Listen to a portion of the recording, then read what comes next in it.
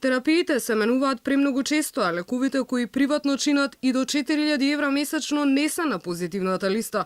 Алармираат болните од хронична миелоична леукемија кои бараат долгорочно и системско решение на проблемите. Оти како што велат, грешките и ненавремената терапија може да ги платат со живот. Лекот е набавен за 1 година. Значи пола година помина, уште пола ќе помине, треба да се најде решение за пациентите што веќе почнале да примаат терапија, бидејќи сите што почнале да примаат второлиниска терапија не може да се вратат на старата терапија. И ако ја немаат соодветната терапија, за жал ќе го изгубат животот.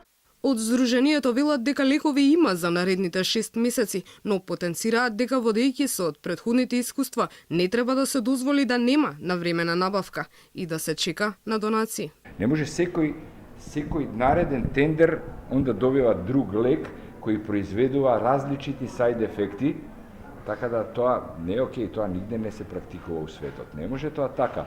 Оваа година ќе го примаш или пола година ќе го примаш израелскиот иматини, другата пола ќе примаш меаксин од Крка, третата ќе примаш од некоја фирма од која не си ни слушнал за нив, каде што лекот е бадбадијала, не сме ни сигурни во него.